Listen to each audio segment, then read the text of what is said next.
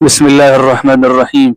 الحمد للہ والصلاة والسلام علی سیدنا رسول اللہ صلی اللہ علیہ وسلم۔ ناظرین کرام، السلام علیکم ورحمۃ اللہ وبرکاتہ۔ ایک بار پھر سے آپ کا استقبال ہے ہماری سیرت طیبہ شارٹ سیریز میں،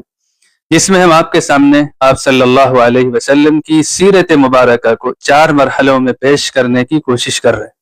اور یہ جو پہلا مرحلہ ہے آپ صلی اللہ علیہ وسلم کی بچپن کی زندگی سے متعلق۔ اس سے پہلے کی ویڈیو میں ہم نے آپ کو یہ بات بتائی تھی کہ آپ صلی اللہ علیہ وسلم جب ابو طالب کی کفالت میں گئے تو آپ نے اس وقت بکریاں چرائی۔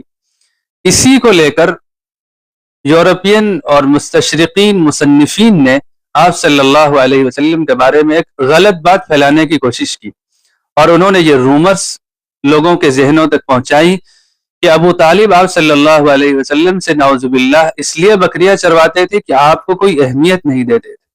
آپ کو بہت معمولی سمجھتے تھے، اور اسی لیے وہ بکریاں چرواتے تھے۔ حالانکہ اس سے پہلے کی ویڈیو آپ سنیں گے تو آپ کو پتہ چلے گا، آپ کتابیں پڑھیں گے تو آپ کو معلوم ہوگا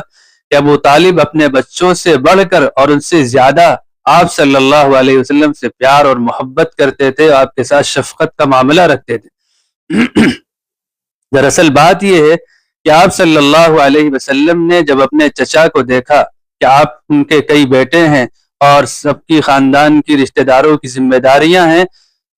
اور ان کی بہت زیادہ آمدنی نہیں ہے، تو آپ نے ان کی مدد کے لیے، ان کا ہاتھ بٹانے کے لیے بکریاں چرانی شروع کی تھی، تاکہ جو کچھ کمائی ہوگی، کچھ پیسے ملیں گے، کچھ اجرت ملے گی، ہم اپنے چچا کو دیں گے، جس کے ذریعے سے وہ گھر اور خاندان کا خرچ کچھ آسانی سے چلا سکیں گے۔ یہ اصل وجہ تھی۔ اور اسی طرح ایک وجہ یہ بھی، ایک حکمت علماء نے یہ بھی لکھی ہے کہ آپ صلی اللہ علیہ وسلم نے جو بکریاں چرائی، یہ صرف آپ نے نہیں چرائی، بلکہ اللہ کا یہ نظام تھا کہ اللہ کے ہر نبی نے بکریاں چرائی۔ خدا آپ صلی اللہ علیہ وسلم کا فرمان ہے کہ ما من نبی الا ویرع الغنم یا ورع الغنم،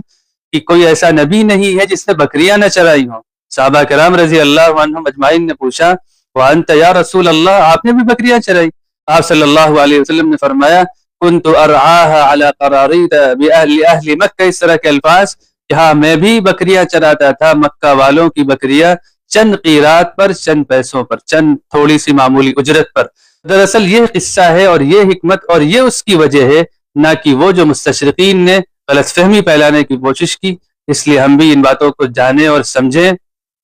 اور دوسروں تک یہ باتیں پہنچائیں، تاکہ آقا مدنی صلی اللہ علیہ وسلم کی صحیح سیرت اور سچی جو زندگی ہے وہ ہر انسان تک پہنچ سکے۔ جزاکم اللہ خیرہ، والسلام علیکم۔